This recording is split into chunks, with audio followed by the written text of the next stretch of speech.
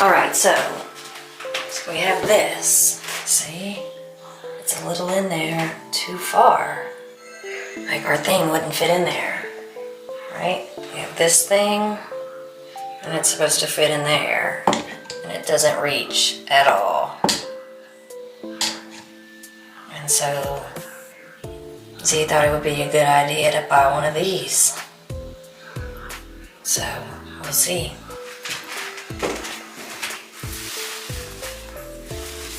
Dun dun dun. This turned out to be a huge mistake. What is up, DIY fam? Welcome back to Rent This Flip That, and we're back out at our bathroom remodel in Goodlettsville, Tennessee. Now, the last time you guys were with us, we were trying to figure out where our shower grab bars were going to go. So we marked it out. Kelly used a tape measure to mark the center of the blocks, and then she took a picture. That way, once the drywall was on, we'd know exactly where the blocks were. Once I got the drywall on, it was off to the races with the paint. Believe me, I couldn't wait to get these shower walls installed. Once that was complete, it was outside to measure them, get them cut, and bring them inside to get them installed. Now they have a double stick tape, and they also suggest using a tub surround adhesive. These two items in combination worked amazing, and they were very DIY friendly. I believe you guys can do it. And so to finish it off at the end of the day, I taped up the corners and I went around and sealed everything up with 100% silicone to make sure there was no leaks.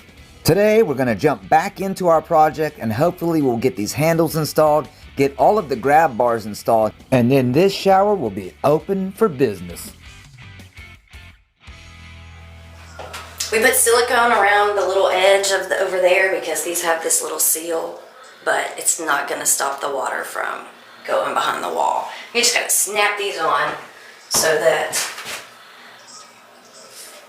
it goes into your silicone. It fits on really like that. You just snap it back like that, and the silicone will make it stay. And then it'll dry like that, and it won't be bumpy or lumpy or anything like that. Alright, I already put these on. There's silicone back there, and then I just shoved them into it, and that one too. These are kind of cool. They have this little pop-off cap thing that I haven't ever seen before, but we don't do this all the time either. And then you can see the little screw inside there. Kind of cool. Put that there. Don't lose your screw. Make sure you cover your holes up.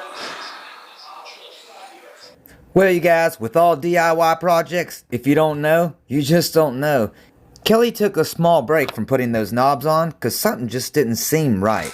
Is that right? So we moved on to something else, and yep, you guessed it, another problem. And once we figured out what the problem was, we felt so stupid. Alright, so we have this. See? It's a little in there, too far. Like our thing wouldn't fit in there. Right? We have this thing, and it's supposed to fit in there. And it doesn't reach at all.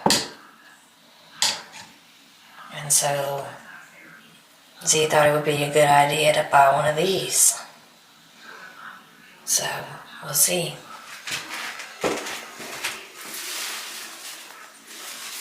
Dun dun dun.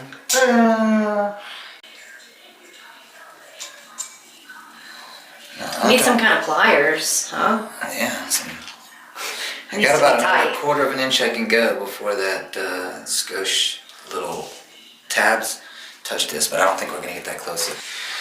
Alright, here goes nothing. It's going in the hole. It looks like I'm only gonna get about a quarter of an inch of twist in there. Is that enough? I'm not sure if I like that.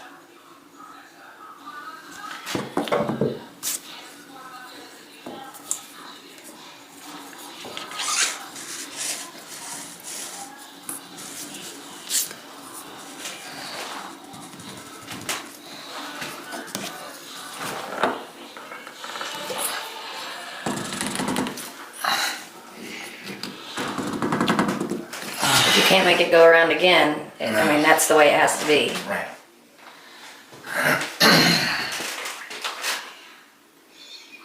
Scared.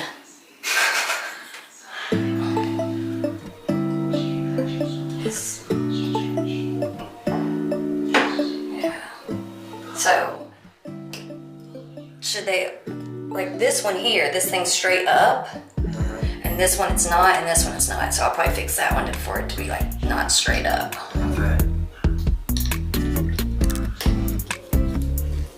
I thought those would push back further, but they don't. That works. That works. Alright, I'll put the C like that.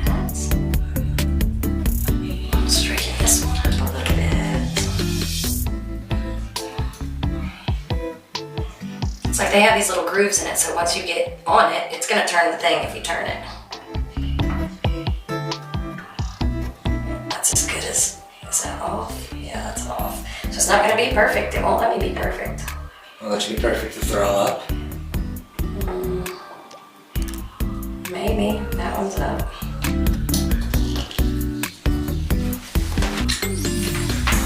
That'll work. Well, you guys, we learned something today. So in case you're wondering, these things go on in a plus formation, not an X. So make sure it's going up and down. Alright, put that thing on up there. Let's put that thing on there. Which one? I think that one goes here. That's cone shaped for the bottom of that. So just take the blue thing off and there's a rubber gasket inside. Just twist them just like they would go on the handles. Okay. And the rubber gasket seals it off.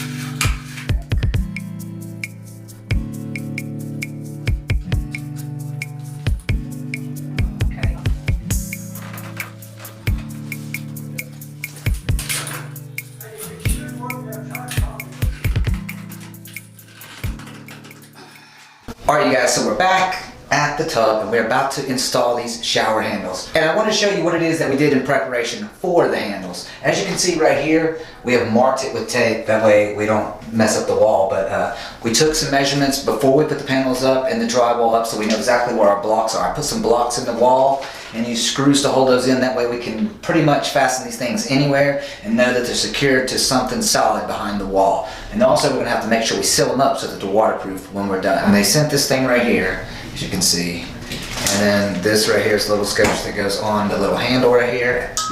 That's to cover all this mess up. This is the construction part of it. So what has to happen is this needs to go through like this, Kelly, like this. Like that, where It has to go like this. See which way I have it? That flat part needs to be facing that. Now I told Kelly I felt like the flat part should be facing the wall so it's a little more secure, but I guess that metal's cool. You can't do that because this thing needs to be hidden. well, that'll poke off the wall if you did it the other way. And so it'll be inside of this casing and the black thing will slide over top of it. Right. Alright, so that's what we're about to do. We've marked the wall with tape where I put blocks in the wall before we put the drywall and the panels up. And Kelly's drawing me some circles right here. I got the laser level out, it's shining down, that way I can make sure I'm putting this thing up dead center plumb. And then we have one that's going to go across the bottom. It's a little longer and we make sure that's level. So we got our blocks in there and we got a laser. It's time to get these things installed, so you guys hang tight. We'll be right back. Or just watch us.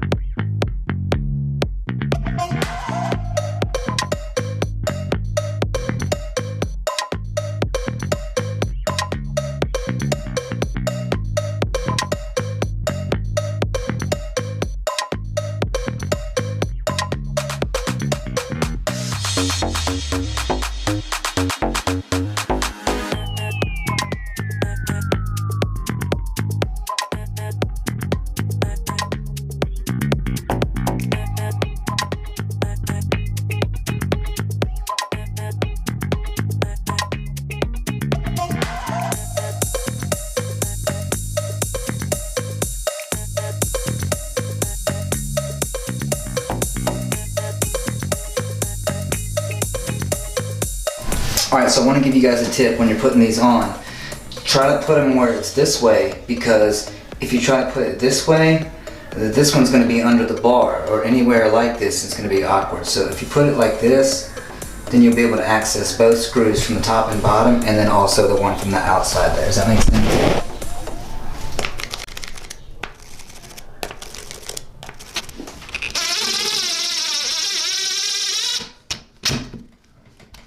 right, everybody got a little hand crank here.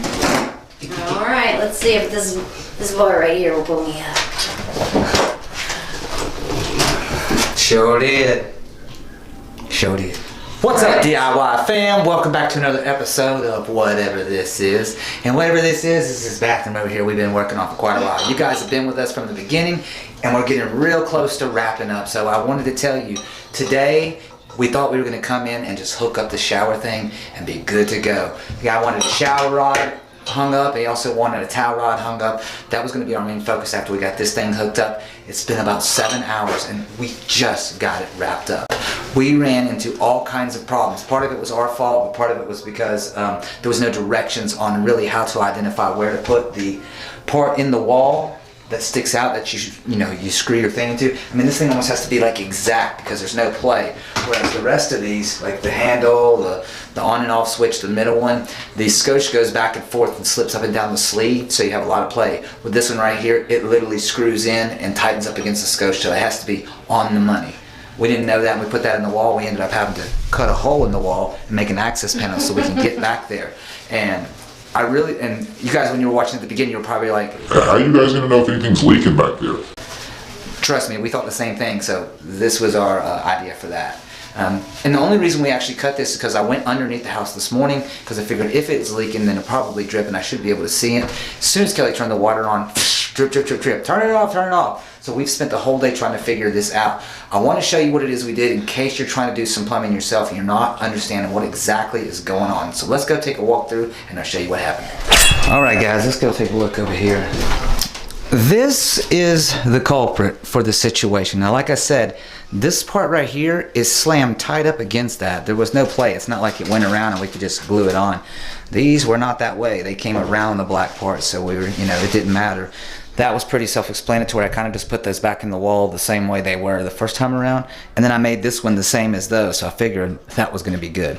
That did not work. Now, on the back side of this piece right here is actually supposed to go in there, and as you can see, it has a little rubber gasket and it has a closure thing, so when it goes in there it seals it off. That's very important. We didn't put that in there. So, and like we said when we first started this channel, we know nothing about plumbing or electricity. I mean, you guys are lucky that you get to see me tackle these plumbing jobs. There's no way I would try my hand at electricity by myself. Although I have done it in the past at my own house, but I wouldn't do that for anybody else. And besides, my brother's a plumber, so I always consult him before I do anything stupid, like buy this gas fitting for this. See, the thing is so far in there, I thought that if I screwed this in here, it would stick out a little bit more. But that's where the leak came into play. So what I'm finding out is it needs to be, see how this is straight? You need to have one of these needs to be really cone shaped, and that's where this item comes into play. Now this one here is let's see, it's 2.5 inches, as you can see. The one that we used in there was 2 inches. So it screwed into the wall in there about 1 inch, had a little space in between, and then it had this little bit sticking out here. We put pipe dope on them on both threads. Now originally, our original idea was, you guys see this thing right here, right? We went and bought another one of those, and the idea was to go like, hey, if that works up there, then it should work down here. But the problem was that thing up there is not cone shaped. So it wasn't filling up the whole void back here. It was actually sliding all the way through because it was straight. And it wasn't stopping it, so water was just coming out the back of that. Now on this one, we used the cone-shaped ones like this. Like I said, you can see it's smaller at the end, and then it gets fatter. And we wrap that with Teflon tape, and then we also use pipe dope as well. And then I stuck that in there. I thought I was as tight as I could be, but I was able to go around one whole time more, and it really cranked this scotch up against the wall, which was perfect for me because I wanted to do at least one more crank. And then of course we did the water test. I climbed underneath the house. Kelly looked back here in the abyss back there, and there was no leaks, and we let it run for quite a bit. The pipe down there, it's draining real nice and everything. So this right here for me is a winner because, like I say, I'm not a plumber, so I'm feeling good about this. We got this shower rod with the orange grippers. Thought they were going to go on the orange wall, but I've been told otherwise. So we will do this. And I don't know exactly where these are going to go. But we'll start right here. Well, It unstraightens as you twist it, and then I twist it back as you twist it. it's going the wrong way. Damn it, Kelly. You're going the wrong way, Kelly.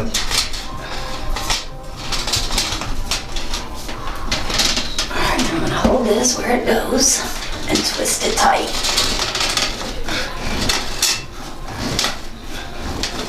Alright. That's good. Alright, I think that'll work. Changed my mind on how I was gonna do the shower curtain because these don't have a way to keep the shower curtain on once you like string it all up. So we'll just put these up here and then we'll come and hook in the shower curtain.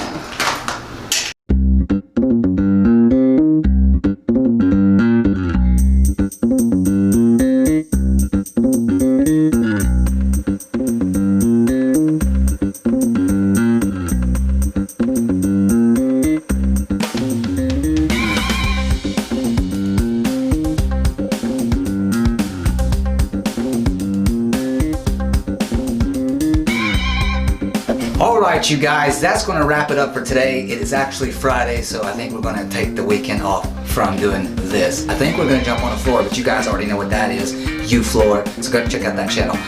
Let's go through and take a look at what we got done today. We're going to leave them here for the weekend, but let's go take a peek. Oh, Kelly's in there taking a shower. Okay. Well, you guys, you know how the saying goes, if you do good work, they'll invite you back. But this guy invited us back before we left, so we ended up doing a whole lot more work, like we installed a brand new floor, we put new baseboard in, we also installed a brand new toilet, and you guys remember what it looked like before. Hey, thanks for sticking around, you guys. Don't forget to join us next time, because we got a whole lot more projects coming up here on Rent This Flip That.